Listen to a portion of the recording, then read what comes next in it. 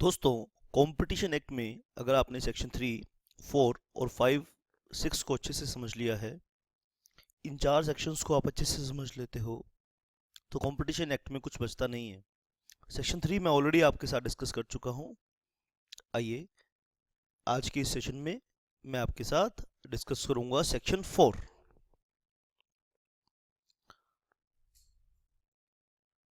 Section 4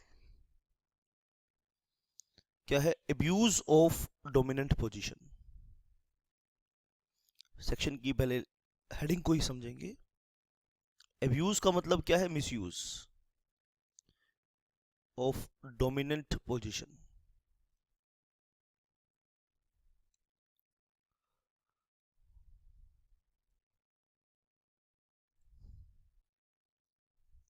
abuse of dominant position.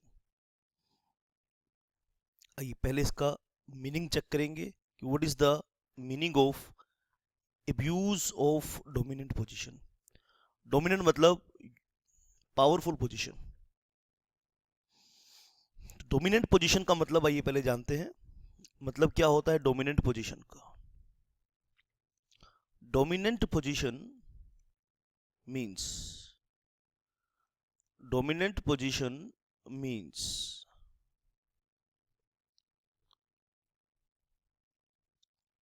Position of strength. Position of strength. अगर आप powerful हैं, देखो कंपटीशन एक्ट में और एमआरटीपी एक्ट में डिफरेंस मैं आपको साथ साथ बताता जाता हूं बेटा क्या है। तो एमआरटीपी एक्ट तो अगर आप पावरफुल है तो आपको कमजोर बना देता था। और एमआरटीपी एक्ट की क्या कंसेप्ट था? सोशलिज्म वाला कंसेप्ट था कि सारे बराबर होने चाहिए, कोई ज्यादा तगड़ा है तो उसको कमजोर कर दो। लेकिन कंपटीशन एक्ट में ये है कि तगड़े बनने में कोई दिक्कत नहीं है हमें, आप जितने मर्जी चाहे उतने तगड़े बन जाइए, लेकिन फिर आप अपने पावर का यूज करना, एब्यूज नहीं करना। एब्यूज नहीं करने देंगे, मिसयूज नहीं करने देंगे, कमजोर आदमी को परेशान नहीं करने देंगे। तो dominant position means position of strength enjoyed by an enterprise, enjoyed by an enterprise, जो एक एंटरप्राइज एंजॉय करती है। In the relevant market. Relevant market का कंसेप्ट आपको बता दिया। Relevant market, relevant product market भी हो सकती है और रिलेवेंट ज्योग्राफिक मार्केट भी होती है। आप कंपटीशन के बाकी लेक्चर्स को देखेंगे तो ये बात आपको समझ में आ जाएगी। रिलेवेंट मार्केट के अंदर बात होनी चाहिए। कोई अमेरिका, हम बैठे हैं इंडिया के अंदर और कोई अमेरिका में बहुत डोमिनेंट है, लोगों को तंग करता है, एक बिजनेसमैन है दूसरे बिजनेसमैन को तंग करता है, तो हमें उससे क्या परेशानी हो सकती है? हम रिलेवेंट मार्केट की बात करेंगे। Dominant position means position of strength enjoyed by an enterprise in the relevant market.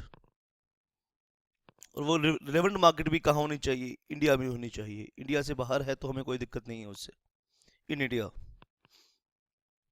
Which enables, वो डोमिनेंट पोजीशन आपको, आपके लिए क्या कर रही है?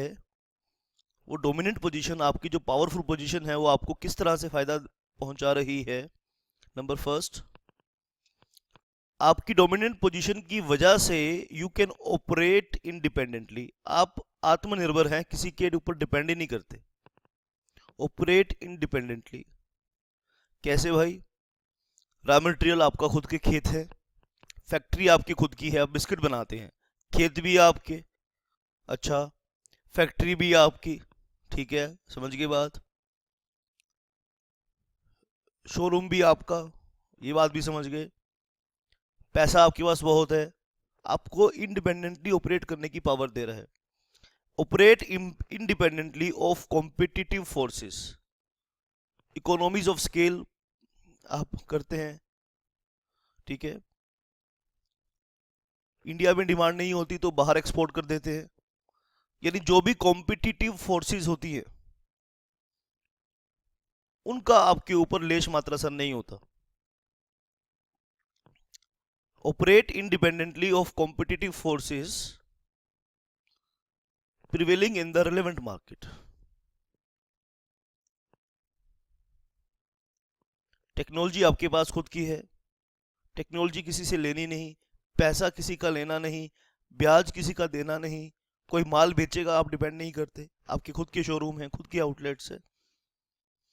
ऑपरेट इंडिपेंडेंटली ऑफ कॉम्पिटिटिव, इस वर्ड को ठीक लिखिए भाई, competitive, operate independently of competitive forces prevailing in the relevant market. Relevant market की जो कॉम्पिटिटिव फोर्सेस है उनका आप पे कोई फर्क नहीं पड़ रहा है। और क्यों ऐसा क्यों हो रहा है? क्योंकि you enjoy position of strength, और ये पोजीशन ऑफ स्ट्रेंथ आपको इस लायक बना रही है, विच एनेबल, ध्यान से समझना मेरे साथ साथ बेटा, आप मेरे साथ साथ लिखो भी और बोल बोल के पढ़ो इसको। Dominant position means position of strength. जब आप बोलते हैं पढ़ाई में इंटरेस्ट नहीं आ रहा, आपका पढ़ाई में मन नहीं लग रहा, जबरदस्ती करनी पड़ रही है खुद के साथ, तो ऊंचा ऊंचा बोल बोल के पढ़ना शुरू कर दो। Dominant position means position of strength enjoyed by an enterprise, जिसे एक एंटरप्राइज एंजॉय करती है। क्या होती है पोजीशन ऑफ स्ट्रेंथ एक बिजनेसमैन के लिए? ठीक है, बिजनेसमैन के लिए स्ट्रेंथ क्या होती है? कि कर्जा किसी का देना नहीं है, ये पोजीशन ऑफ स्ट्रेंथ है। बेचने के लिए डिपेंडेंट नहीं है किसी के ऊपर, एम्प्लॉइज के ऊपर डिपेंडेंट नहीं है। जितने भी कॉम्पिटिटिव फोर्सेस हैं, एम्प्लॉइज धोख में मिलते हैं, टेक्नोलॉजी पे डिपेंडेंट नहीं करते, बैंकों के लोन के ऊपर डिपेंडेंट नहीं करते, इकोनॉमी ऑफ स्केल का कंसेप्ट कोई नहीं है, डिमांड की कोई कमी नहीं है। इसको बोलते हैं पोजीशन ऑफ स्ट्रेंथ। और ये एक फर्म एंजॉय कर रही है, ये एक एंटरप्राइज एंजॉय कर रही है। क्यों एंजॉय कर रही है ये? क्योंकि जो बिजनेस के रिक्वायरमेंट्स हैं वो सब उसके पास है, और खुद को ऑपरेट कर रही है। अच्छा, ये बात तो समझ में आती है, आप खुद सेल्फ रिलायंट हैं, बनिए सर, कोई दिक्कत नहीं है हमें। लेकिन और अफेक्ट डाल रहे हो आप, अफेक्ट इट्स कॉम्पिटिटर्स। लेकिन आपके बड़े होने से आपके कॉम्पिटिटर्स को बड़ा इफेक्ट पड़ रहा है। कॉम्पिटिटर्स,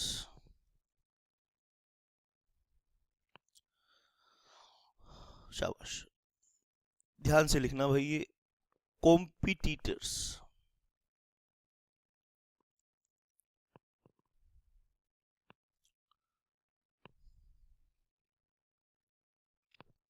और कंज्यूमर्स, कॉम्पिटिटर्स के ऊपर इफेक्ट पड़ रहा है, क्योंकि आप मोनोपोली एंजॉय कर रहे हो, कंज्यूमर्स को महंगे दाम पे घटिया माल बेच रहे हो, कंज्यूमर्स पे ये इफेक्ट पड़ रहा है। अफेक्ट्स इट्स कॉम्पिटिटर्स, यानी जब भी कोई कॉम्पिटिटर आता है उसको मार्केट से भगा देते हो। कंज्यूमर पे क्या फर्क पड़ रहा है? टुच्ची क्वालिटी देते हो, घटिया क्वालिटी देते हो और महंगे दाम लेते हो। ठीक है, और द रिलेवेंट मार्केट पे क्या फर्क पड़ रहा है? मार्केट आपकी वजह से ग्रोथ नहीं कर पा रही। ठीक है, आप इतना घटिया प्रोडक्ट बना रहे हो कि आपकी इस प्रोडक्ट को यूज करने से बढ़िया इसका सब्स्टिट्यूट लोग यूज कर रहे हैं। अफेक्ट्स इट्स कॉम्पिटिटर और कंज्यूमर्स और द रिलेवेंट मार्केट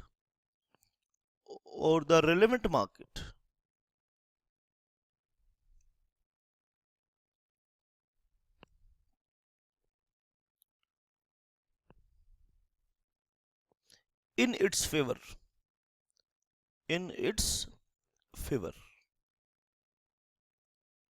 अब ध्यान से, बहुत ध्यान से बेटा बात को नोट करना। तो ये होती है पोजीशन ऑफ स्ट्रेंथ, ये पोजीशन ऑफ स्ट्रेंथ है, इसको बोलते हैं डोमिनेंट पोजीशन। क्या बोलते हैं बेटा इसे हम क्या बोलते हैं? Dominant position. दोनों पॉइंट अच्छे से आपने समझने हैं, ना केवल समझने हैं, अच्छे से लर्न करने हैं। और बिल्कुल भी घबराना नहीं है बेटा। लोग इन सेक्शन 3, 4, 5 की लैंग्वेज से बहुत घबरा जाते हैं, बहुत डर जाते हैं, लेकिन मैं आपको एक एक वर्ड समझा रहा हूँ, तो कोई भी डरना नहीं है बेटा, किसी भी चीज़ से नहीं डरना है, और खासकर इसकी लैंग्वेज से। आइए अब हम आगे सीखेंगे अब्यूज ऑफ डोमिनेंट पोजीशन। ये इस चीज से सीसीआई को प्रॉब्लम है, इस चीज से कंपटीशन अथॉरिटी को प्रॉब्लम है। अब्यूज ऑफ डोमिनेंट पोजीशन, जहां आप अपनी पोजीशन को अब्यूज करेंगे, आप खुद का फायदा तो करोगे लेकिन देश की इकोनॉमी को नुकसान पहुंचाओगे। तो इसीलिए ये करने नहीं देंगे आपको हम, ये मिसयूज नहीं करने देंगे, ये दादागिरी नहीं करने चलेगी। अगर कोई बिजनेसमैन इस तरह की दादागिरी दिखाए जैसे एरिक्सन ने दिखाई आईबॉल कंपनी पर, तो सीसीआई ने सीसीआई ने लीगल प्रोसीडिंग स्टार्ट कर दी, सीसीआई ने लीगल प्रोसीडिंग स्टार्ट कर दी।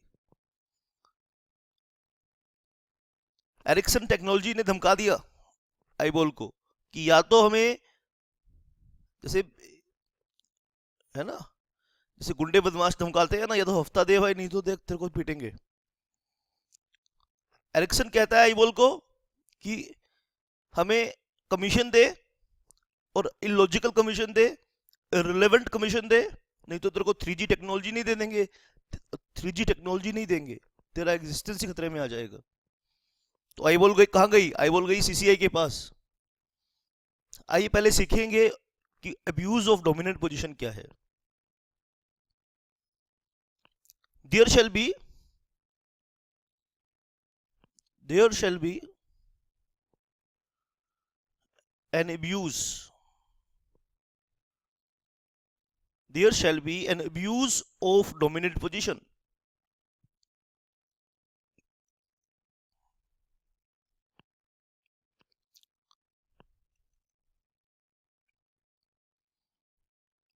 if an enterprise if an enterprise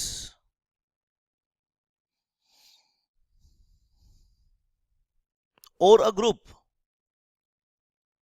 if an enterprise or a group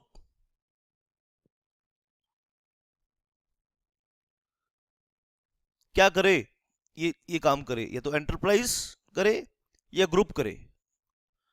group आप समझेंगे जब सेक्शन 5-6 अच्छे से पढ़ेंगे, तो वहां ग्रुप का मतलब आप सीख जाएंगे कि ग्रुप का मतलब क्या होता है।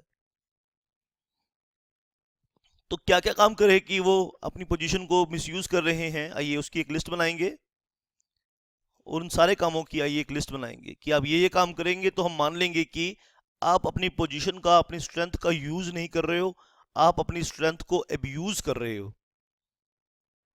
शाबाश। आइए फर्स्ट पॉइंट, डायरेक्टली और इनडायरेक्टली, परोक्ष रूप से या प्रत्यक्ष रूप से, डायरेक्टली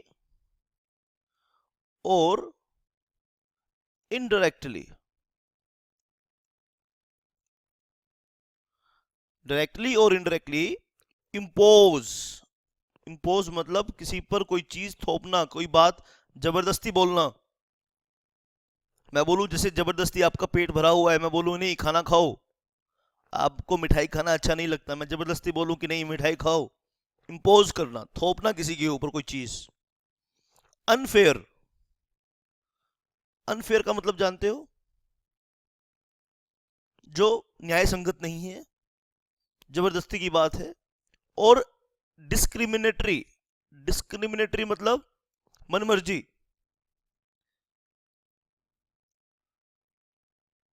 यानी आपकी इजाजत के बिना, आपकी चाहत के बिना, आपकी विलिंगनेस के अगेंस्ट। डिस्क्रिमिनेटरी मतलब मनमर्जी, भेदभावपूर्ण। डिस्क्रिमिनेटरी। कंडीशन, डिस्क्रिमिनेटरी क्या लगाए, आपके ऊपर कोई शर्त लगाई जाए, कंडीशन लगाई जाए। कंडीशन इन परचेज, आप कोई परचेज कर रहे हो, आपके ऊपर, आपको जरूरी कोई चीज चाहिए, आपके ऊपर डिस्क्रिमिनेटरी कंडीशन लगाई जाए, अनफेयर कंडीशन लगाई जाए। परचेज और सेल ऑफ गुड्स और सर्विस, परचेज और सेल ऑफ गुड्स और सर्विस, तो इसको कहेंगे हम क्या, कि आपने अपनी पोजीशन को मिसयूज किया, एब्यूज किया। और या फिर प्राइस इन परचेज और सेल, प्राइस इन परचेज, जो प्राइस चार्ज कर रहे हैं ना परचेज में, या फिर प्राइस चार्ज कर रहे हैं, जो प्राइस आप इन परचेज और सेल, आप परचेज कर रहे हैं या सेल कर रहे हैं, और जो प्राइस की बात हो रही है ऑफ गुड्स और सर्विस, आप कुछ शर्त लगा रहे हैं जो कि अनफेयर है, गुड्स और सर्विस। ठीक है, यहां पे ब्रैकेट में लिख लीजिए includes predatory pricing, includes predatory, predatory को आगे जाके समझाएंगे। प्रीडेटरी का मतलब क्या होता है, ये बहुत इंपॉर्टेंट क्वेश्चन है एग्जामिनेशन पॉइंट ऑफ व्यू से, प्रीडेटरी प्राइसिंग का, और बहुत डिटेल में बताऊंगा। ठीक है, प्रीडेटरी प्राइस की, जो प्रीडेटरी प्राइसिंग के लिए जो कॉस्ट कैलकुलेशन है वो भी करके दिखाऊंगा आपको, देखो मजा आएगा आपको बेटा पढ़कर। प्राइसेस इन परचेज और सेल ऑफ गुड्स और service includes predatory price. Predatory price का मतलब ये है कि भाई, इसको डिटेल में हम आगे पढ़ेंगे तो बेटा सही रहेगा, लेकिन यहां से हम भटक जाएंगे पद से। प्रीडेटरी प्राइसिंग का मतलब अनएथिकल चीज होती है ये, बस इतनी बात मान लो, अनफेयर चीज होती है ये प्रीडेटरी प्राइसिंग। अभी क्योंकि आने वाले इसी टॉपिक में, इसी लेक्चर में इसे डिटेल में हम पढ़ेंगे, इसी लेक्चर में बताऊंगा, थोड़ा सा प्लीज होल्ड रखो इस कॉन्सेप्ट को, फिर बताऊंगा बेटा। लिमिट्स और रिस्ट्रिक्ट्स, कब मान लेंगे कि आप अपनी पोजीशन को अब्यूज कर रहे हो, जब आप किसी चीज को रिस्ट्रिक्ट करो, लिमिट करो, सीमा, किसी चीज पर, किसी चीज को फ्री फ्लोट ना करने दो, पाबंदियां लगाओ। किस चीज पे पाबंदी लगाओ, आप प्रोडक्शन ऑफ गुड पे पाबंदी लगा रहे हो, आपके बाप का राज चल रहा है कि आप कहते हो कि नहीं भाई इतना प्रोडक्शन करने दूंगा, रेट बढ़ते हैं तो बढ़ने दो, लेकिन मैं तो इतना ही प्रोडक्शन करूंगा, प्रोडक्शन ऑफ गुड्स को लिमिट कर रहे हो। या फिर प्रोविजन ऑफ सर्विस को लिमिट कर रहे हो, आप कहते हो कि मैं तो इतनी ही सर्विस प्रोवाइड करूंगा, प्रोविजन ऑफ सर्विस यानी सर्विस प्रोवाइड करना, प्रोविजन ऑफ सर्विस कहते हो कि मैं तो इतनी सर्विस प्रोवाइड करूंगा, रेट बढ़ते हैं तो बढ़ने दो, मैं क्या करूं। ठीक है, शाबाश। या फिर आप मार्केट को, ये फुल स्टॉप हटाओ यहां से, फुल स्टॉप नहीं, और मार्केट को आप लिमिट कर रहे हो, मार्केट को ग्रो नहीं करने दे रहे हो, मार्केट का साइज बड़ा नहीं होने दे रहे हो। ठीक है बेटा, शाबाश। प्रोडक्शन ऑफ गुड्स लिमिट, और production of goods, provision of service और मार्केट। या फिर क्या कर रहे हो, टेक्निकल नई रिसर्च नहीं, किसी को आने ही नहीं दे रहे आप मार्केट के अंदर, किसी साइंटिफिक रिसर्च को प्रमोट ही नहीं कर रहे हो, टेक्निकल और साइंटिफिक डेवलपमेंट वो आपकी वजह से नहीं हो पा रहा। क्यों नहीं हो पा रहा, आप डोमिनेंट पोजीशन पे हो, दादा हो, मगरमच्छ हो उस मार्केट के, उस तालाब के, वो कहते हैं ना पानी में और मगरमच्छ से पैर, आप उस तालाब के मगरमच्छ हो, उस मार्केट के मगरमच्छ हो। टेक्निकल और scientific development relating to goods और सर्विस, रिलेटिंग टू गुड्स और सर्विस, आप उस गुड्स में, उस मार्केट में जो सर्विस प्रोवाइड की जाती हैं या जो गुड्स बेचे जाते हैं उसकी साइंटिफिक रिसर्च नहीं करने दे रहे हो, आपकी वजह से वो लिमिट हो रखी है। इसका कारण आप हो, क्यों रिसर्च नहीं हो पा रही, क्यों आगे नहीं बढ़ पा रहे, क्योंकि आपकी डोमिनेंट पोजीशन है। तो मान लेंगे कि you are abusing your position. हम पढ़ क्या रहे हैं, पहले ध्यान रखा करो पढ़ते पढ़ते कि हम कर क्या रहे हैं। सर हम सेक्शन 4 कर रहे हैं, ठीक है।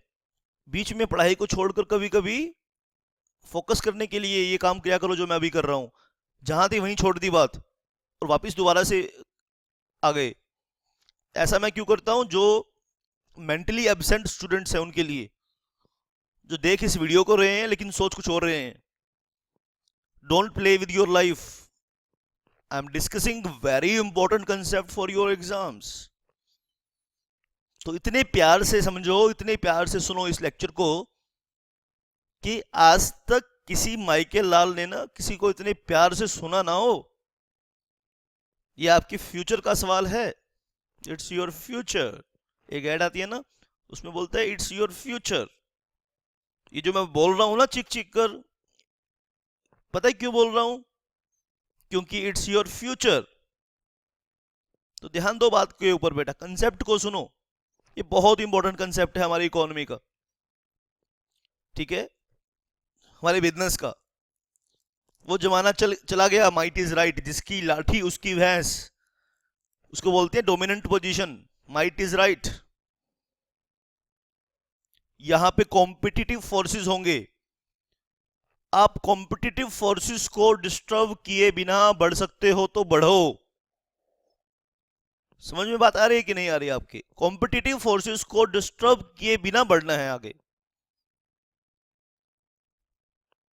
फेयर प्ले होना है। आप आप आप कस्टमर्स का भरोसा जीतिए, उनका विश्वास जीतिए, अच्छी क्वालिटी प्रोवाइड करके। आपका मार्केट शेयर जानते हैं क्यों बढ़ा है? क्योंकि आप प्रीडेटरी प्राइसिंग का डर्टी गेम खेलते हो, जो भी नया प्लेयर मार्केट में आता है। आप मार्केट के साइज को, मार्केट में रिसर्च साइंटिफिक को बढ़ने नहीं दे रहे हो ऊपर। क्यों नहीं बढ़ने दे रहे हो? क्योंकि आपकी डोमिनेंट पोजीशन है। कब मानेंगे? दो कंडीशन है आपकी, जब आपको हम मान लेंगे कि यू आर डोमिनेंट पोजीशन। देखो दोनों में, ए और बी में और है, ए और बी में और है, इन दोनों में से कोई एक बात आपने साबित हो गई आपके अगेंस्ट। तो पहले तो सीसीआई, जब देखो सुनो ध्यान से बेटा, जब सेक्शन 19 में सीसीआई इंक्वायरी करेगी ना, कि जब कोई चैलेंज करेगा, जैसे आईबॉल ने चैलेंज किया एरिक्सन की dominant abuse of dominant position को, तो सीसीआई डंडा लेके एरिक्सन के पीछे दौड़नी पड़ी। पहले सीसीआई ये चेक करेगी कि डोमिनेंट पोजीशन है या नहीं है। भाई power of position of strength होगी तो ही तो वो डोमिनेंट होगी। बात समझ में आएगी नहीं आई बेटा? दो बच्चे आपस में लड़ते हैं ना, तो स्कूल में आप स्कूल दिनों को याद करते हैं। बात समझ में आएगी नहीं आई? एक बार क्या हुआ, मैं अपना एक, मुझे स्कूल डेज याद आ रहे हैं, 6th 7th 8th स्टैंडर्ड की बात होगी मेरे ख्याल से ये।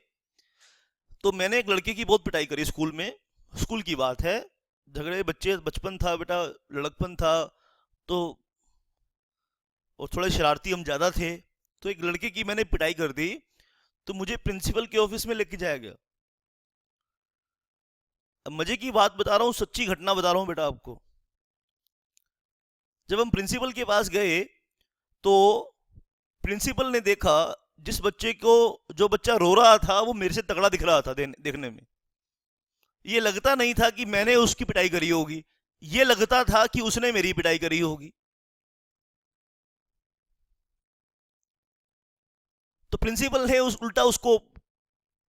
ने उसको डांटा। फिर वो पीएन ने बताया, नहीं नहीं नहीं सर, मैडम आप तो गलती कर रहे हो, ये उल्टा आप, अच्छा अच्छा। प्रिंसिपल ने सोचा, अच्छा अच्छा, मुझे ये लगा कि शायद इसने इसको मारा होगा। तो अगर आप शिकायत करेंगे तो सबसे पहले चेक करेगा कि डोमिनेंट पोजीशन है कि नहीं है, पोजीशन ऑफ स्ट्रेंथ है कि नहीं है। भाई पोजीशन ऑफ स्ट्रेंथ होगी तो ही तो मिसयूज करोगे ना। तो बहरहाल मेरी को डांट लगी, पिटाई हुई मेरी वहां पर, तो बचपन की बात याद आ गई। तो कोई भी शिकायत होगी डोमिनेंट पोजीशन के ऊपर, तो पहले ये चेक किया जाएगा कि पोजीशन ऑफ स्ट्रेंथ है कि नहीं। और पोजीशन ऑफ स्ट्रेंथ चेक करने के लिए या तो क्लोज ए की बात देखी जाएगी या क्लोज बी की बात देखी जाएगी। दोनों के बीच में और लगा है। ला जब पढ़ते हो तो और को और एंड को ध्यान से पढ़ा करो। तो abuse of dominant position, there shall be an abuse of dominant position. अब वो केसेस देख रहे हैं, कहते there shall be abuse of dominant position. Shall word है यहां पे, ध्यान देना। There shall be an abuse of dominant position if an enterprise और अ ग्रुप। ग्रुप का मतलब क्या है डिटेल में बताएंगे जब आपको सेक्शन 5 सेक्शन 6 पढ़ाएंगे। अगर कोई ग्रुप या कोई एंटरप्राइज ये काम करे, क्या काम करे? डायरेक्टली और इनडायरेक्टली इंपोज अनफेयर और डिस्क्रिमिनेटरी कंडीशन इन परचेज और सेल ऑफ गुड्स और सर्विस। परचेज और सेल करते वक्त कोई ऐसी शर्त लगाए जो डिस्क्रिमिनेटरी हो, भेदभावपूर्ण हो, अनफेयर हो, अनजस्टिफाइड हो, ऐसा प्राइस चार्ज करे जो अनफेयर हो, जो अनजस्टिफाइड हो, और इसको इसमें includes predatory pricing as well, और इसमें प्रीडेटरी प्राइसिंग को भी इंक्लूड करेंगे। आप लिमिट कर रहे हो रिस्ट्रिक्ट कर रहे हो, किसको लिमिट कर रहे हो, किसको रिस्ट्रिक्ट कर रहे हो? प्रोडक्शन ऑफ गुड्स को, प्रोविजन ऑफ सर्विस को, या मार्केट को? तीन चीजें हैं। पहली है प्रोडक्शन ऑफ गुड्स को लिमिट कर रहे हो। अरे आप कौन हो? आपको आपको थोड़ी, आप you are not the regulator of the economy. तो आपको ये किसने हक दिया कि कितना गुड्स प्रोड्यूस करना है, ये कितना मार्केट में बेचना है? ये मार्केट का साइज आपके अकॉर्डिंग होगा। ये आप अगर तय करोगे तो आप अपनी पोजीशन को अब्यूज कर रहे हो, ऐसा कंपटीशन एक्ट कहता है। शाबाश बेटा। आइए हम नेक्स्ट पॉइंट करेंगे, सी पॉइंट।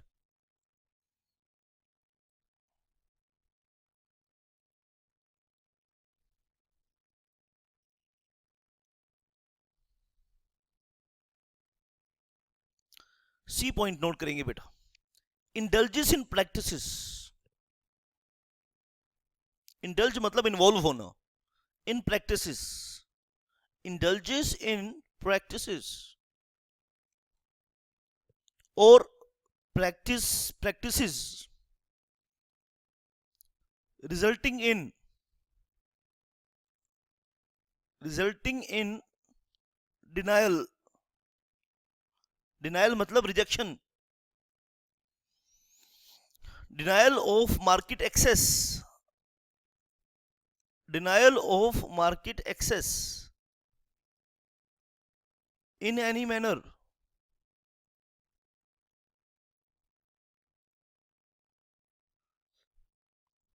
कोई प्लेयर है मार्केट के अंदर जो बेटर गुड्स दे सकता है, बेटर सर्विस दे सकता है, लेकिन आपकी प्रैक्टिस ऐसी है, आपकी प्रैक्टिस ऐसी है कि indulges in practice resulting in denial of market access. आप मार्केट को एक्सेस करने में डिनाई, मार्केट आपको रिजेक्ट कर रही है। मार्केट आपको रिजेक्ट इसलिए कर रही है, इसलिए नहीं कि आप खराब हो, इसलिए कर रही है मार्केट रिजेक्ट आपको क्योंकि जो दूसरा आदमी है उसकी प्रैक्टिसेस ऐसी हैं। एक आदमी की जींस बहुत बिकती है, जींस की पैंट बहुत बिकती है, उसकी जींस की डिमांड इतनी है कि मार्केट में कम हो ही नहीं सकती, कोई चांस ही नहीं है। अब वो शर्ट्स भी बनाता है, शर्ट्स घटिया बनाता है, एकदम रद्दी बनाता है, बेकार बनाता है।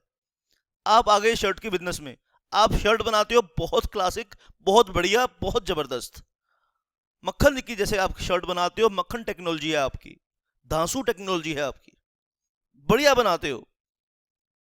लेकिन जानते हो आपकी शर्ट क्यों नहीं बिकती? क्योंकि जो जींस बेचने वाला है ना, वो मार्केट पे छाया हुआ है। वो दुकानदार को कहता है कि देख भाई, अगर शर्ट तू ना मेरी जींस के साथ मेरी शर्ट नहीं बेचेगा तो तेरे को जींस नहीं दूंगा। अब इसकी रॉन्ग प्रैक्टिस की वजह से, इस रॉन्ग प्रैक्टिस की वजह से जो नया शर्ट बनाने वाला है वो मार्केट को एक्सेस ही नहीं कर पा रहा। उसकी मार्केट एक्सेस मतलब होता है पहुंच। आप किसी को मार्केट की पहुंच ही नहीं करने दे रहे हो, डिनायल मतलब रिजेक्ट करवा रहे हो उसके माल को। ठीक है, तो this is abuse of dominant position. ध्यान से लिख लो बेटा, शाबाश। और ये बहुत इंटरेस्टिंग है, ये सुनना। D point, makes conclusion, make conclusion of contracts. आपको ऐसे कॉन्ट्रैक्ट करने पड़ रहे हैं, ठीक है, subject to acceptance by other parties, subject to, language को पहले लिखिए समझिए, acceptance of other parties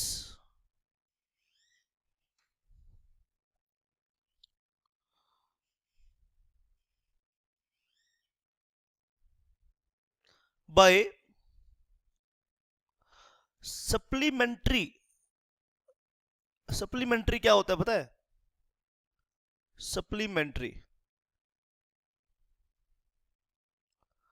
मतलब एक्स्ट्रा, या सप्लीमेंट्री का मतलब है extra, undesired. Supplementary obligations,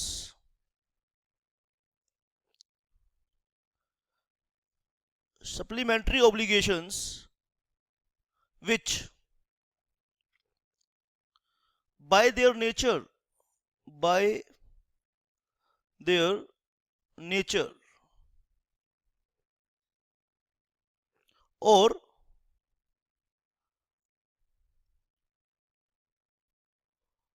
according to commercial usage,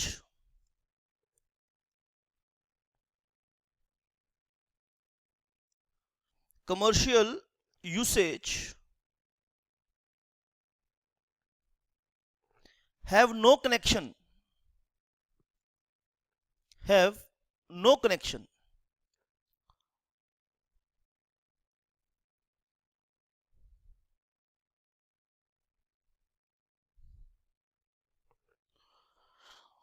have no connection with the subject, with the subject of such contract। आपको पता है क्यों करना पड़ रहा है कॉन्ट्रैक्ट? आपके ऊपर कोई कॉन्ट्रैक्ट थोप दिया जिसका कोई लेना देना नहीं है आपके बिजनेस से, आपने जो कॉन्ट्रैक्ट किया उस कॉन्ट्रैक्ट से कोई लेना देना नहीं है, लेकिन आपको मजबूरी वश एक नया कॉन्ट्रैक्ट करना पड़ रहा है। क्यों करना पड़ रहा है? क्योंकि आप पानी में रह के मगरमच्छ से बैर नहीं कर सकते। आप किसी की गलत चीज, अनफेयर चीज को आपको मानना मजबूरी हो गया है आपकी बेटा। या फिर uses it's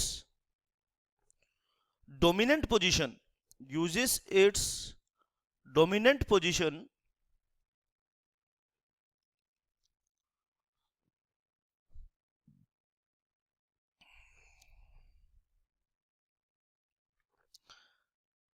uses its dominant position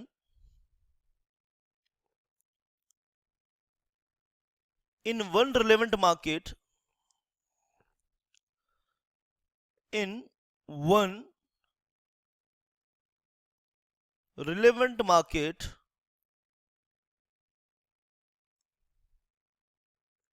to enter into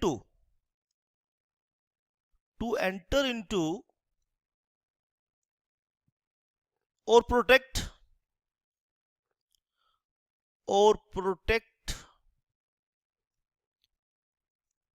other relevant market।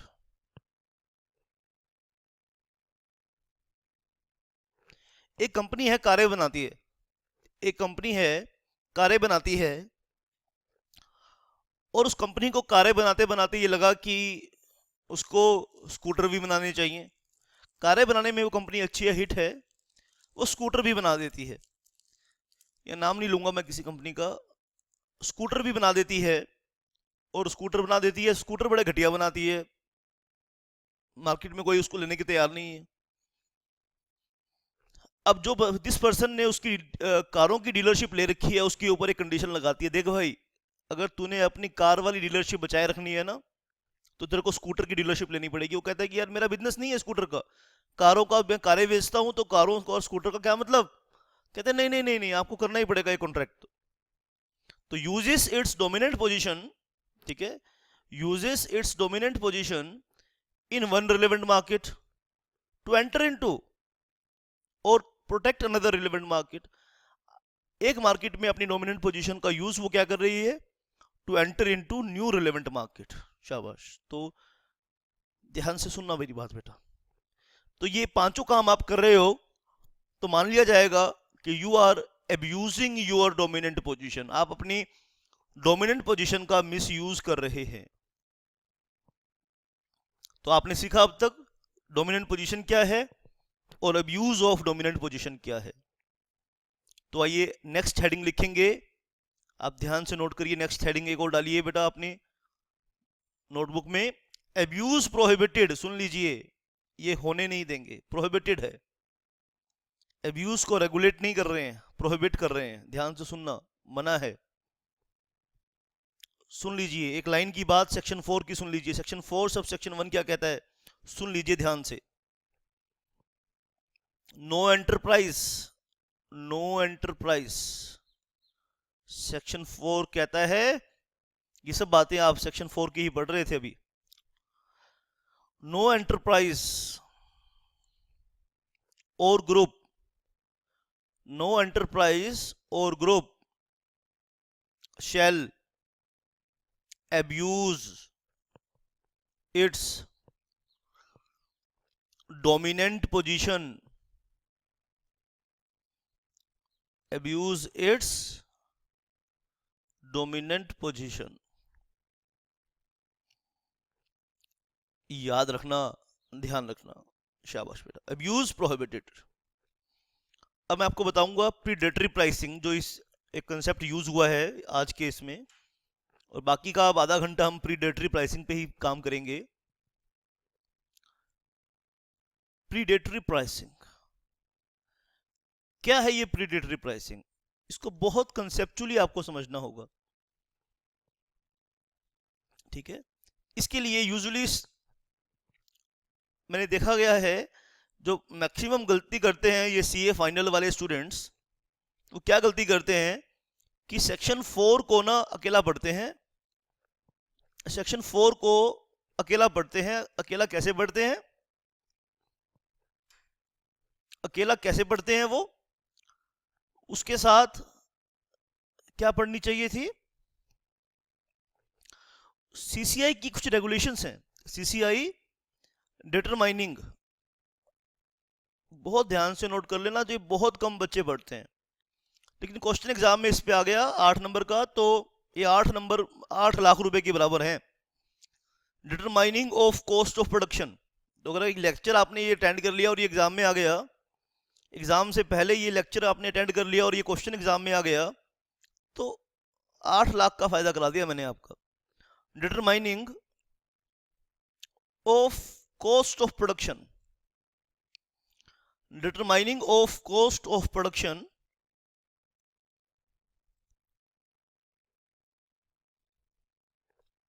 Bracket close regulations 2009 में सेबी ने, सेबी कह रहा हूं, कंपटीशन कमीशन ऑफ इंडिया ने प्रीडेटरी प्राइसिंग के लिए सेक्शन 4 के लिए CCI determining of cost of production regulations 2009 बताए। क्यों बनाने पड़े सीसीआई को ये रेगुलेशन? क्योंकि मार्केट में बड़ी कंफ्यूजन थी। क्या कंफ्यूजन थी मार्केट में? आइए पहले जान लेते हैं ये प्रीडेटरी प्राइसिंग का वक्त होता क्या है, फिर हम बताएंगे कि मार्केट में क्या कंफ्यूजन थी, और उस कंफ्यूजन को दूर करने के लिए गवर्नमेंट ने प्रीडेटरी प्राइसिंग, ये सीसीआई ने प्रीडेटरी प्राइसिंग को डिफाइन किया। पहले समझिए कि प्रीडेटरी प्राइसिंग का मतलब है क्या। इट मींस, इसका मतलब क्या है? कहते हैं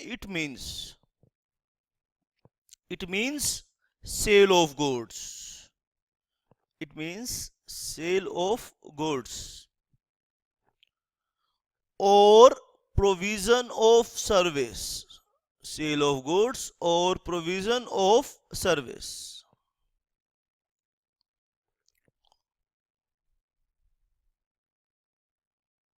at a price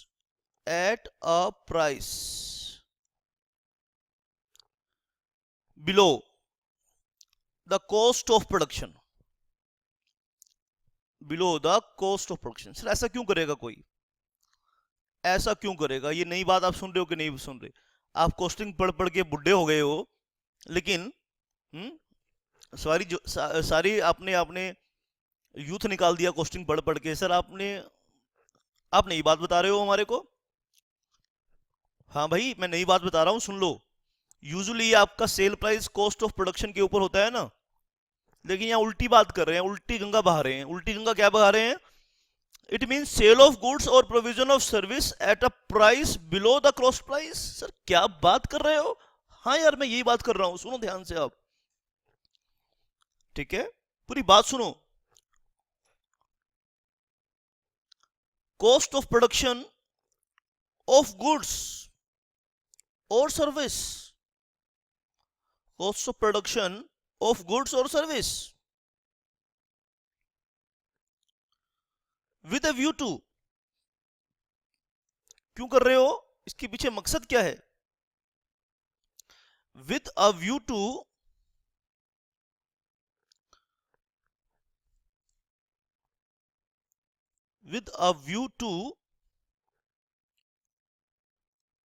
क्या मकसद है आपका ऐसा करने के पीछे, दो मकसद हैं आपके। Number A, reduce competition, reduce competition,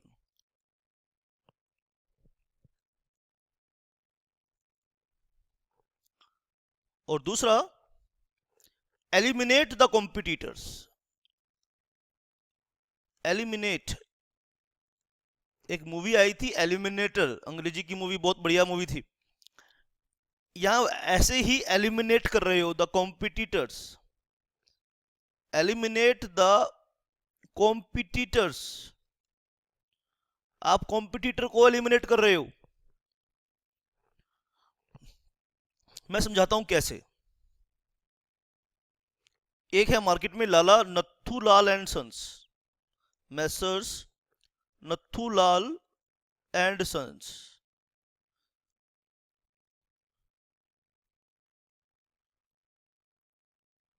market में कोई चीज बनाते हैं, मान लीजिए फर्नीचर वगैरह कुछ बनाते हैं, ये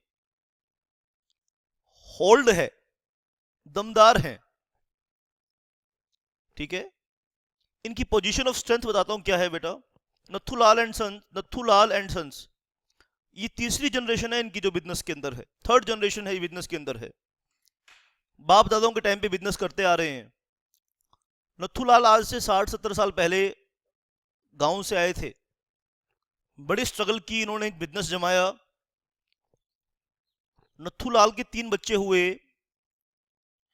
उन 3 बच्चों के आगे 2-2 लड़के हुए, तो 6 और 3 9। नथुलाल आज भी जिंदा है, आज भी आके गद्दी पे बैठता है, आज भी उसको शांति नहीं है, भगवान का नाम नहीं लेता। फैक्ट्री में आके, कभी दुकान में आके, कभी शोरूम में आके बैठ जाता है, कभी गोदाम में चला जाता है।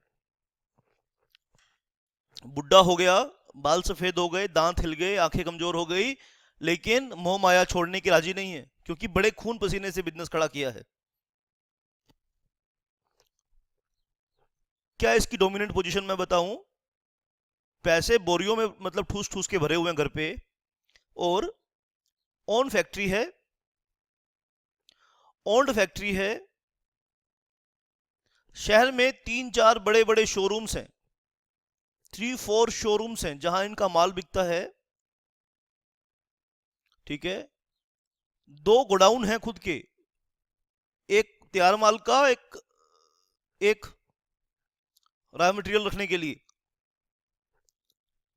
3 जो नथुलाल के जो 3 लड़के हैं, ठीक है बेटा, एक फैक्ट्री संभालता है, ठीक है, और एक गोडाउन संभालता है, एक शोरूम को संभालता है। और जितने पोते हैं वो सब, कोई एमबीए करके आया है, कोई कुछ, वो भी सभी बिजनेस में परोक्ष या प्रत्यक्ष या परोक्ष रूप से लगे हुए हैं, सभी के सभी धंधे में लगे हुए हैं, एक एक इंच बिजनेस का संभाल रहे हैं खुद।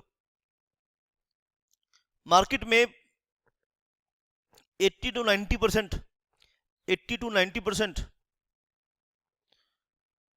कब्जा है इनका। जो चाहे मन चाहे रेट तय करते हैं, बेचते हैं माल। और इनके टक्कर में, अब ये नथुलाल एंड सन्स के टक्कर में, एक लड़का, एक मैनेजमेंट जो कोर्स करके आया है, अपने बाप की जमीन बेच के आया है, वो भी गांव से आया है, और नथुलाल की टक्कर में आ गया। ये कौन है, ये मिस्टर एक्स, ये एमबीए करके आया है, बड़े एम्बिशियस है, बड़े सपने हैं इसके, बड़ी टेक्नोलॉजी है, नई नई बात करता है, नए नए कंसेप्ट यूज करने की बात करता है। नथुलाल एंड सन से इसकी टक्कर, बिजनेस में टक्कर है, बिजनेस में कंपटीशन हो गया है इसका। अब नथुलाल ने क्या यूज करना शुरू कर दिया, एक्स को मार्केट से भगाने के लिए प्रीडेटरी प्राइसिंग करना शुरू कर दिया। अब आप कहेंगे प्रीडेटरी प्राइसिंग क्या है, ऊपर आपने डेफिनेशन लिखी है, प्रीडेटरी प्राइसिंग शुरू कर दिया। एक्स की पोजीशन और नथुलाल की पोजीशन कंपेयर कर लेते हैं थोड़ी सी, फिर समझेंगे प्रीडेटरी प्राइसिंग की डेफिनेशन दोबारा से। एक्स के पास रेंटेड फैक्ट्री है, जबकि नथुलाल के पास ओन्ड फैक्ट्री है। वैसे ही मरा हुआ है ये, मरे हुए को और क्या मारना। ये नथुलाल इतना मतलब इतना लालची हो चुका है कि मरे हुए को और मार रहा है। अरे मरा पड़ा है पहले ही ये एक्स, नहीं कहता कि मैं तो और मारूंगा इसे। अरे मरे हुए को क्या मार रहे हो पहले इसकी कॉस्ट ऑफ प्रोडक्शन बड़ा हाई है, रेंटेड फैक्ट्री है इसकी, नो शोरूम, कोई दुकान नहीं है, दूसरों पे डिपेंड करता है, तैयार माल करके दूसरों के तरले करता है, भाई मेरा माल बेचो। वो कहते हैं रख दे, स्लैब पे रख दे, हमारे शोरूम में रख दे, बिकेगा तो पैसे ले जाइयो, जब बिकेगा तो पैसे ले जाइयो। उधार पे माल बेचता है, जब रॉ मटेरियल लेने जाता है थोड़ा रॉ मटेरियल लेकर आता है। थोड़ा रॉ मटेरियल क्यों खरीदता है? क्योंकि लोन कैपिटल है, डेब्ट कैपिटल है इसके पास। मैक्सिमम क्या है? लोन कैपिटल है। घर से जो पैसा लगाया था वो सब लग गया, अब लोन लेके बिजनेस कर रहा है, लोन कैपिटल है। हायर्ड मैन पावर है, मैन पावर के बिना तो बिजनेस होता नहीं, मैन पावर तो रखनी पड़ेगी। उसकी फैमिली बिजनेस था, इसकी हायर्ड मैन पावर है। अब कहते हैं जी ईमानदार नौकर बड़े किस्मत से मिलते हैं। आपके अगर नौकर उससे काम करवाते हो बिजनेस में, तो कहते हैं ये ईमानदार नौकर भी कोई आसानी से थोड़ी मिल जाते हैं, बड़ी किस्मत से मिलते हैं ईमानदार नौकर, कोई आसानी से नहीं मिलते। हायर्ड मैन पावर है, वो घपलेबाजी चोरीबाजी डकैती जो करते हैं उसको करते ही हैं। कोई गोडाउन नहीं है, नो गोडाउन, इसलिए कम माल खरीदता है, कम माल खरीदता है तो महंगा माल बिकता है, इसको महंगा माल मिलता है। ठीक है, जरूरत से ज्यादा बना नहीं सकता, जरूरत से ज्यादा बना नहीं सकता। क्यों नहीं बना सकता? क्योंकि रखेगा कहाँ शोरूम, तो तैयार माल के लिए कोई इसके पास शोरूम नहीं है। अब इसकी टक्कर हो गई नथुलाल से। नथुलाल कंपैरिजन करो, कोई कंपटीशन नहीं है। आप कहोगे सर कोई कंपटीशन नहीं है, प्रीडेटरी प्राइसिंग करने की लोड़ ही नहीं थी, जरूरत ही नहीं थी। लेकिन नथुलाल इतने पे राजी नहीं हुआ। एक कुर्सी बनाने की कीमत आ रही थी, इसकी कॉस्ट ऑफ प्रोडक्शन, नथुलाल की कॉस्ट ऑफ प्रोडक्शन थी 125 रुपए। क्यों 125 रुपए थी? वो आपके फैक्टर सारे आपने नोट किए। और इसकी कॉस्ट ऑफ प्रोडक्शन थी 175। नथुलाल ने एक्स को भगाने के लिए अपनी कीमत गिरा दी, 100 रुपए पे कर दी। तो प्रीडेटरी प्राइसिंग का मतलब ये है कि अगर आप अपने कॉस्ट ऑफ प्रोडक्शन से नीचे रेट चार्ज करो, और क्यों चार्ज करो, क्या व्यू है आपका? कहते हैं टू रिड्यूस कंपटीशन, कंपटीशन में भगाने के लिए, क्योंकि एक्स अच्छी क्वालिटी दे रहा है, जल्दी मार्केट पे कब्जा हो जाएगा इसका। और एक्स और ये नथुलाल एंड सन्स, ये कमीने क्या कर रहे हैं, ये नथुलाल एंड सन्स ये क्या मार्केट में कर रहे हैं, ये घटिया माल महंगे रेट पे बेच रहे हैं। एक्स आया, इसकी कॉस्ट ऑफ प्रोडक्शन 175 है। अब वही क्वालिटी से 19-20 क्वालिटी में इतना इतना बड़ा डिफरेंस। अब हमारा यहाँ कस्टमर है, ये क्वालिटी कॉन्शियस नहीं है, ये कॉस्ट कॉन्शियस कस्टमर है। ये कॉस्ट कॉन्शियस कस्टमर है। नथुलाल की कुर्सी पे हाथ रखता है कस्टमर, क्योंकि रेट बहुत कम है। एक्स बेचारा कब तक लड़ेगा? नथुलाल कहता है आ देखें जरा किसमें कितना है दम। एक्स कहता है तू आ, देखते हैं तेरे तेरे कितना दम है तेरे अंदर, कितना मेटल है तेरे अंदर, आजा बिजनेस के अंदर। अब एक्स क्या कहता है? एक्स कब तक लड़ेगा बेचारा यहां पर? ठीक है, एक्स तो पहले ही मरा हुआ था, और मार दिया नथुलाल ने अपने सीओपी से नीचे करके। अब एक्स सीसीआई के पास जाता है, तो यहां कॉस्ट ऑफ प्रोडक्शन पे बड़ी कंफ्यूजन है, यहां कॉस्ट ऑफ प्रोडक्शन पे बड़ी कंफ्यूजन है। तो सीसीआई ने कॉस्ट ऑफ प्रोडक्शन को फाइंड करने के लिए रेगुलेशन बना दिए। सीसीआई कहती है कि हम आपकी कॉस्ट ऑफ प्रोडक्शन, आपकी कॉस्ट शीट क्या है, आपके अकाउंट्स क्या कहते हैं, उससे हम नहीं जांचेंगे। हम आपकी कॉस्ट ऑफ प्रोडक्शन को इन रेगुलेशंस के तहत जो कैलकुलेट होगी उसको लेंगे। और वाकई में अगर हमारे कैलकुलेशन के हिसाब से आपने प्रीडेटरी प्राइसिंग की होगी, तो आपको ऐसा सबक सिखाएंगे कि आने वाली 21 पीढ़ियां आपकी याद रखेंगी। ऐसा सीसीआई की पेनल्टी लगाने की पावर है सीसीआई को। तो सेक्शन 19 में जब इंक्वायरी होगी, तो इंक्वायरी की वो क्या फैक्टर्स इंक्वायर करेगी सीसीआई, सेक्शन 4 को सेक्शन 19 के साथ मिलाकर पढ़ना है बेटा आपने। आइए हम उन रेगुलेशंस को देखें कि कैसे वो कॉस्ट कैलकुलेट करती है सीसीआई। एग्जाम में आ सकती है बेटा, एग्जाम के अंदर इंपॉर्टेंट क्वेश्चन है बहुत। कंपटीशन में सेक्शन 3, 4, 5, 6 ही है, तो एटलीस्ट सेक्शन 3, 4, 5, 6 पे हम कुछ नहीं छोड़ेंगे।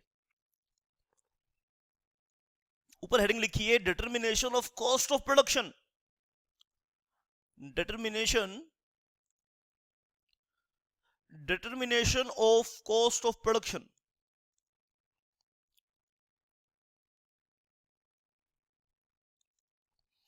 Under section 4, determination of cost of production under section 4, cost is determined as per CCI determination of cost of production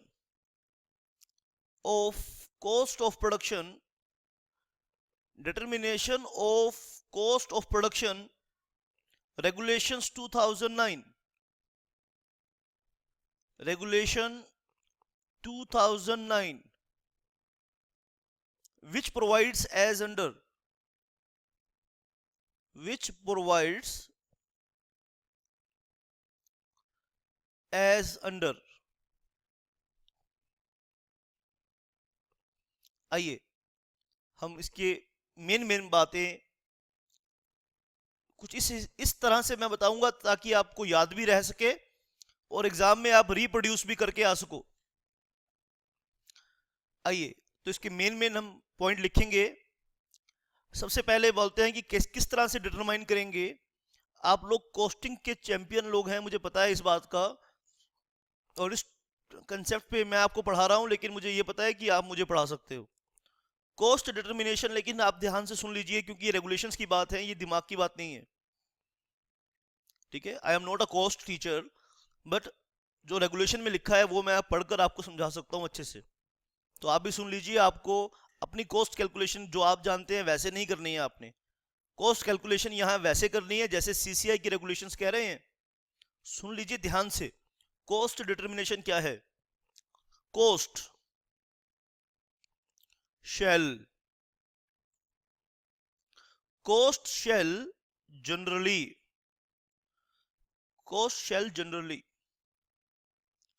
be taken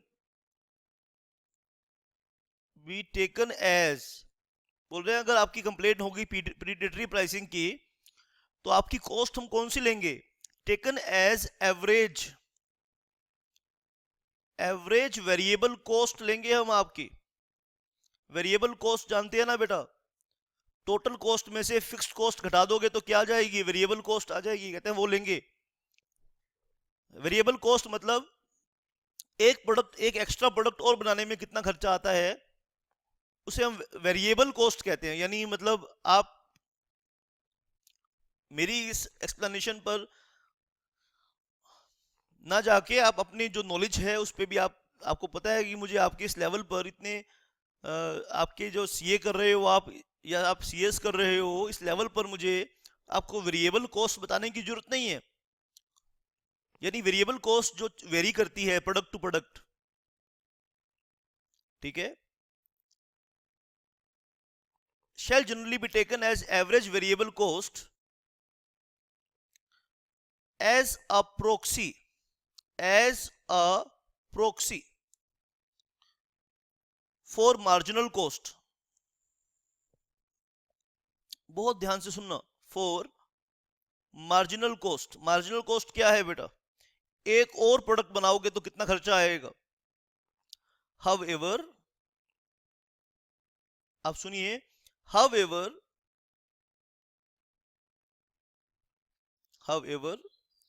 that in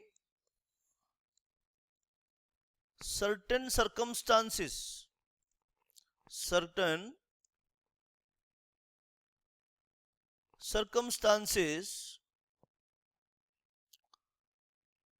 for reasons to be recorded in writing,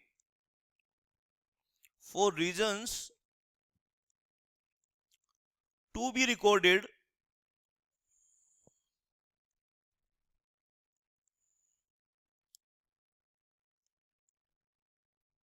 in writing. The commission में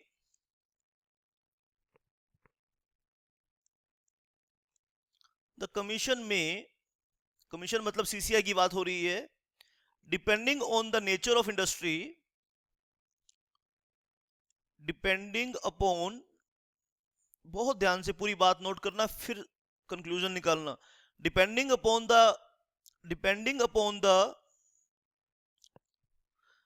depending upon the nature of industry,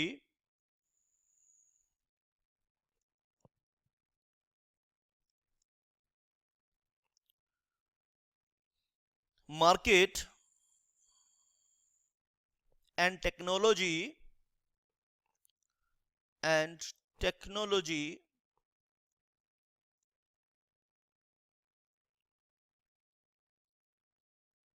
used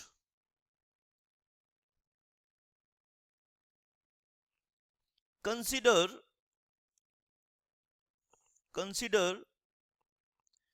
any other relevant cost concept,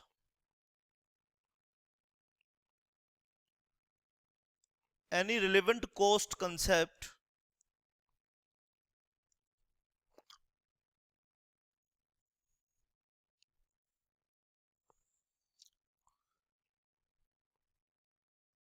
सुन लीजिए ध्यान से बेटा।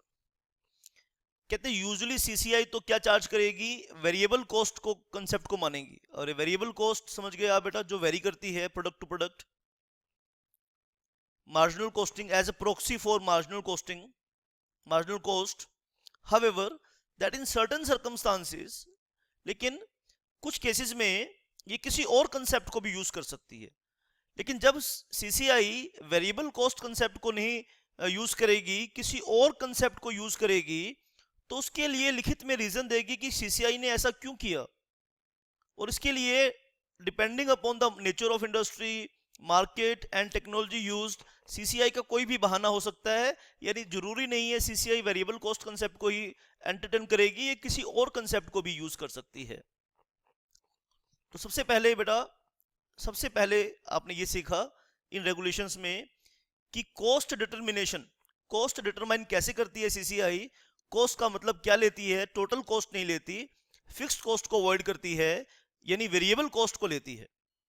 और इसका मतलब यह है कि जहां सीसीआई को रिलेवेंट मार्केट के संदर्भ में, रिलेवेंट टेक्नोलॉजी के संदर्भ में कोई और कंसेप्ट लेना पड़ रहा है, तो सीसीआई की मर्जी चलेगी, कोई चैलेंज नहीं कर सकता माइका लाल की सीसीआई को कोई चैलेंज नहीं कर सकता, सीसीआई की मर्जी चलेगी। तो किसी और कंसेप्ट को भी लिया जा सकता है। ध्यान से सुन लेना बेटा, आप बात को ध्यान से बात सुन लेना बेटा।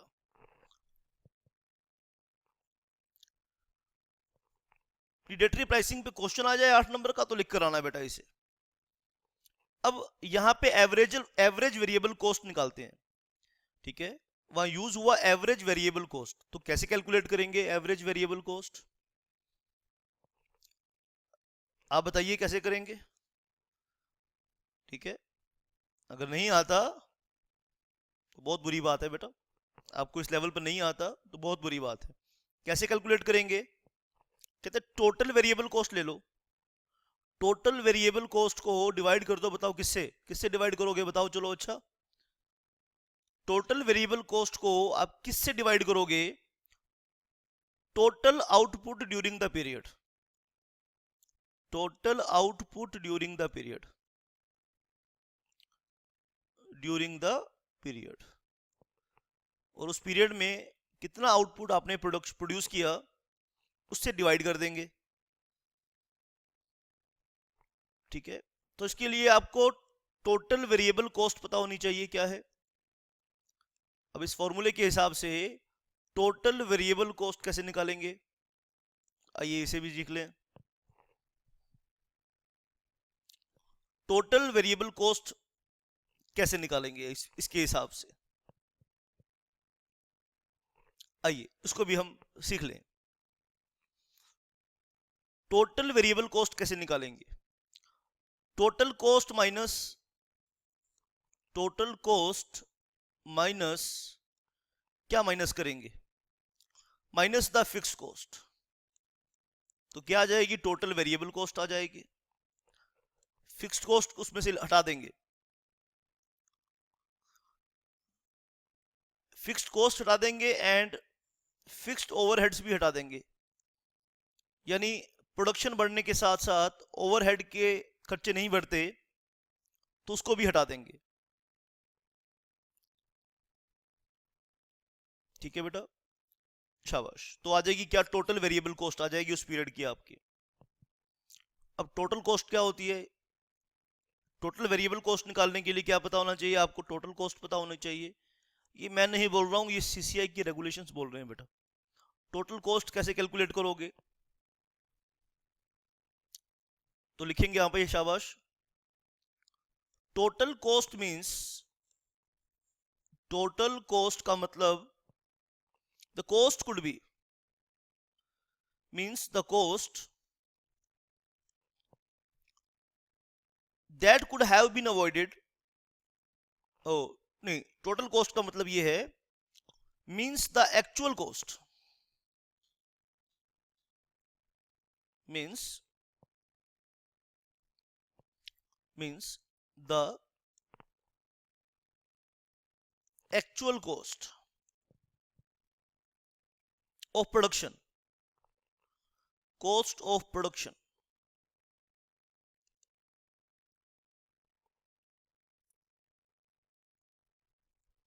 Including items. बताओ क्या क्या आइटम्स इंक्लूड करोगे? Material, including items such as cost of material, cost of material, cost of material consumed, direct wages add कर दोगे टोटल कॉस्ट निकालने में, डायरेक्ट वेजेस एंड सैलरीज। ठीक है, डायरेक्ट एक्सपेंसेस। अब मैं आपको इनके मतलब नहीं बताने वाला, ये कॉस्ट की क्लास नहीं है, ये आपको पता होना चाहिए। Direct expenses, work overheads. ये कॉस्ट वाले टीचर आपको बहुत अच्छे से, बड़ी मुश्किल से आप लोगों को ये समझाते हैं कंसेप्ट, बड़ी मेहनत करते हैं, मुझे पता है। Quality control cost,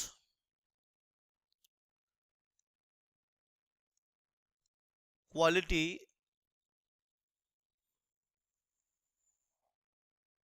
control cost,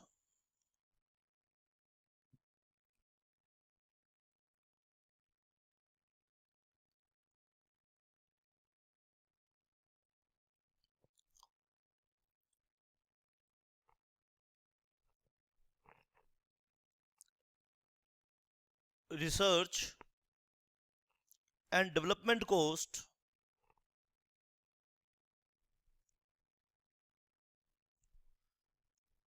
ये भी इसमें इंक्लूड करेंगे टोटल कॉस्ट में। पैकेजिंग कॉस्ट,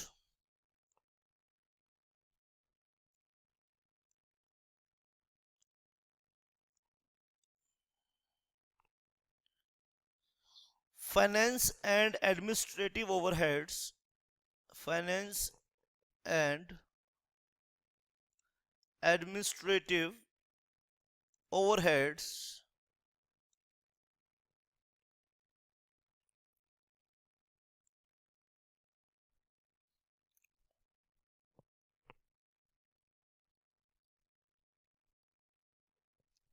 attributable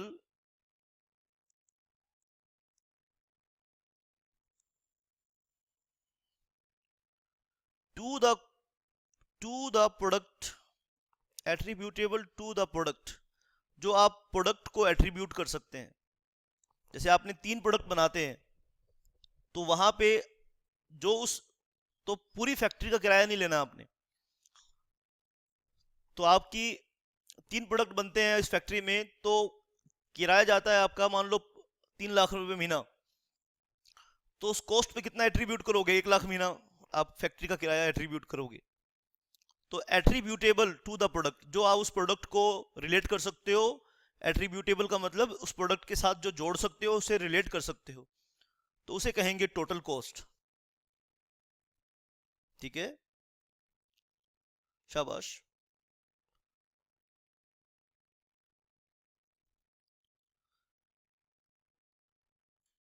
तो और भी बेटा इसमें कई सारी बातें हैं। तो ये सीसीआई की रेगुलेशंस हैं सारी। एवरेज वेरिएबल कॉस्ट निकालना, टोटल वेरिएबल कॉस्ट निकालना, फिर टोटल कॉस्ट निकालना। तो मार्केट वैल्यू कैसे निकालती है? मार्केट वैल्यू सीसीआई इसमें सीखेंगे हम बेटा। मार्केट वैल्यू निकालने का भी एक फॉर्मूला है, आइए ध्यान से सुनिए।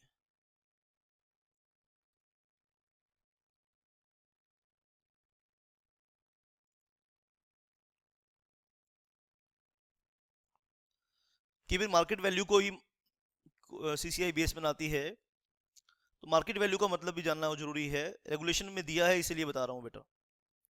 Means the consideration, market value का मतलब है means the consideration.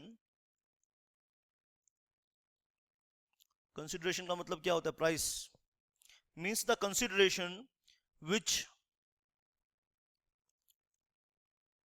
the customer pays, which the customer pays or agree to pay, or agrees to pay for a product, for a product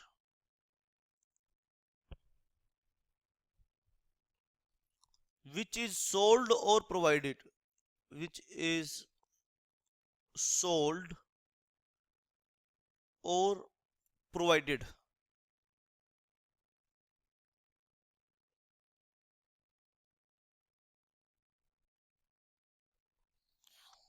शाबाश बेटा।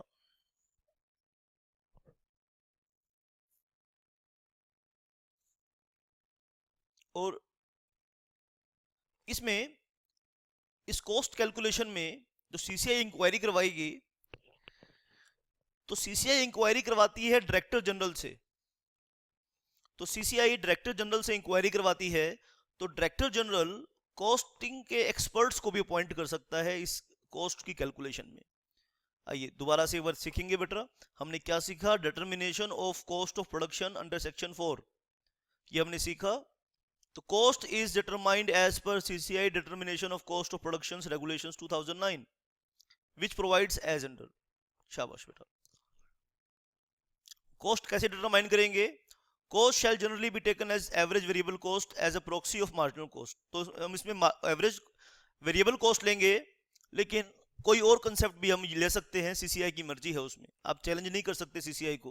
अगर सीसीआई लेकिन लिखित में कारण बताएगी सीसीआई, ठीक है, और सीसीआई जब लिखित में कारण बताएगी आपको, तो कोई और कॉस्ट का कंसेप्ट भी ले सकती है। एवरेज वेरिएबल कॉस्ट कैसे निकालेंगे? टोटल वेरिएबल कॉस्ट को आप total output during the period से डिवाइड कर देंगे, तो आपके पास आ जाएगी average variable cost. Total variable cost क्या होती है? Total cost minus fixed cost and fixed overhead को आप लेस कर देंगे तो टोटल वेरिएबल कॉस्ट आ जाएगी। टोटल कॉस्ट कैसे निकालेंगे? इन सब चीजों को आप जोड़ दीजिए, इन सब चीजों को आप जोड़ दीजिए, तो आपके पास क्या आ जाएगी? Cost means actual cost of production including such as cost of material consumed, direct wages and expenses, work overheads, quality cost control, research development, finance and administrative overhead attributable to the product. यानी जो product को attribute आप कर सकते हैं, उनका जितना portion उस प्रोडक्ट को एट्रीब्यूट कर सकते हैं, उतना पोर्शन आपने लेना है। और डायरेक्टर जनरल ये सब करेगा। डायरेक्टर जनरल सीसीआई की एक एजेंसी होती है। सीसीआई डायरेक्टर जनरल के थ्रू अपनी इन्वेस्टिगेशन करता है, और डायरेक्टर जनरल चाहे तो कॉस्टिंग के एक्सपर्ट्स की हेल्प भी यहाँ पर ले सकता है। आज के सेशन में हमने क्या क्या किया, ये फटाफट एक बार रिवाइज करेंगे। सेक्शन 4 कर रहे हैं, अब्यूज ऑफ डोमिनेंट पोजीशन बेटा हमने करना है। शाबाश, क्या करना है हमें? अब्यूज ऑफ डोमिनेंट पोजीशन हमने करना है। तो सबसे पहले उसका ये मीनिंग देख लें। डोमिनेंट पोजीशन का मतलब क्या होता है? Position of strength enjoyed by enterprise in the relevant market in India which enables ठीक है, जो आपको किस चीज की एनेबल कर रही है, ठीक है, इन दो बातों में से कोई एक बात आप साबित कर दो तो मान लेंगे कि you enjoyed dominant position. Operate independently of competitive forces, competitive forces का आप पे कोई असर नहीं होता, prevailing in the relevant market. और आपके ऐसा ऑपरेट करने से आपके कॉम्पिटिटर्स को इफेक्ट कर रहे हो, कंज्यूमर्स को इफेक्ट कर रहे हो। तीन तीन चीजों को अगर आप इफेक्ट कर रहे हो, कॉम्पिटिटर्स को या फिर कंज्यूमर को या फिर रिलेवेंट मार्केट को, और सबके बीच में और है, ध्यान देना बेटा, सबके बीच में और है, इन तीनों में से आप किसी को भी अफेक्ट कर रहे हो तो मान लेंगे कि you are in the dominant position. ठीक है, अब अब्यूज ऑफ डोमिनेंट पोजीशन का मतलब सीखेंगे। There shall be an abuse of dominant position if an enterprise as a group, ठीक है, अगर आप एंटरप्राइज या आप ग्रुप हैं, ठीक है, तो आप कैसी कैसी सर्विसेज में, कैसी कैसी प्रैक्टिसेस में इन्वॉल्व हैं। अगर आप इन पांचों में से कोई एक काम कर रहे हैं, डायरेक्टली और indirectly impose unfair discriminatory condition, आप माल को खरीदते वक्त, बेचते वक्त अनडिस्क्रिमिनेटरी अनफेयर कंडीशन लगा रहे हैं, अनफेयर प्राइस चार्ज कर रहे हैं, तो मान लेंगे कि आप अपनी पोजीशन को अब्यूज कर रहे हैं। आप प्रोडक्शन को या टेक्नोलॉजी को लिमिट कर रहे हैं, तो मान लेंगे आप अपनी पोजीशन का मिसयूज कर रहे हैं। ठीक है बेटा, आप किसी को मार्केट एक्सेस से नहीं करने देते, ठीक है, आप किसी को मार्केट एक्सेस नहीं करने देते, तो मान लेंगे कि आप अपनी डोमिनेंट पोजीशन को मिसयूज कर रहे हैं। और आप ऐसे कॉन्ट्रैक्ट करवा देते हो अपनी पार्टी से जिससे उनका कोई लेना देना नहीं है, ऐसे कॉन्ट्रैक्ट आप करवा देते हो उनसे, तो मान लेंगे कि आप पोजीशन को मिसयूज कर रहे हैं। ठीक है बेटा, और आप अपनी पोजीशन को किस तरह से यूज करते हैं इन वन रिलेवेंट मार्केट, अपनी एक मार्केट में पोजीशन को यूज करने के लिए, दूसरी मार्केट को क्रिएट करने के लिए, दूसरी मार्केट को प्रोटेक्ट करने के लिए आप अपनी पोजीशन को यूज कर रहे हैं। ठीक है बेटा, तो उसे भी हम क्या कहेंगे, अब्यूज ऑफ डोमिनेंट पोजीशन। तो अब्यूज प्रोहिबिटेड, कान खोल के सुन लीजिए, अब्यूज क्या है, प्रोहिबिटेड है। सेक्शन 4 कहता है abuse is prohibited, no enterprise और group shall abuse its dominant position. ठीक है, तो प्रीडेटरी प्राइसिंग कैसे कैलकुलेट करेंगे। प्रीडेटरी प्राइसिंग का मतलब है जब कॉस्ट ऑफ प्रोडक्शन से नीचे माल बेचते हैं, तो सेक्शन 4 को और साथ में CCI determining of cost of production regulation 2009 के साथ आपने पढ़ना है। इसका मतलब यह है कि जब आप कॉस्ट प्राइस से नीचे माल बेचो तो उसको बोलेंगे प्रीडेटरी प्राइसिंग। और कैसे कैलकुलेशन होती है, बहुत डिटेल में मैंने रेगुलेशंस के मेन प्रोविजंस आपको बता दिए हैं, तो आपने इनको अच्छे से देखना है, सुनना है, समझना है और शाबाश और लर्न करना है। आपको लेक्चर कैसा लगा, इसका फीडबैक मुझे जरूर देना। मेरे चैनल को जरूर सब्सक्राइब कीजिए फॉर लेटेस्ट अपडेट्स। और बहुत सारे रिलेवेंट चेंजेस हैं। अगर आपकी सीए का एग्जाम आप अटेम्प्ट कर रहे हैं, दिसंबर सीएस दे रहे हैं, तो बहुत सारी चेंजेस हैं आपके दिसंबर 2016, या आप नवंबर 2016 का सीए का अटेम्प्ट दे रहे हैं, तो बहुत सारे रिलेवेंट चेंजेस हैं आपके सिलेबस में। तो मेक श्योर कि आप लेटेस्ट वाले रेगुलेशंस पढ़ें, लेटेस्ट वाले रूल्स पढ़ें, ये आपके लिए बहुत ज़रूरी है सक्सेस के लिए। सही मेहनत, सही दिशा में की गई मेहनत से ही कामयाबी मिलती है, ये बात याद रखना। अगर आप दिल्ली जाना चाहते हैं तो दिल्ली की तरफ आपकी डायरेक्शन होनी चाहिए। अगर आपकी डायरेक्शन अमृतसर की तरफ है तो जितना मर्जी तेज भाग लेना, हम अपनी मंजिल पर नहीं पहुंच सकते। तो सही मेहनत, सही डायरेक्शन, दो चीज़ें फैक्टर होती हैं सक्सेस के लिए। That's it for this session. Thank you very much for watching and listening.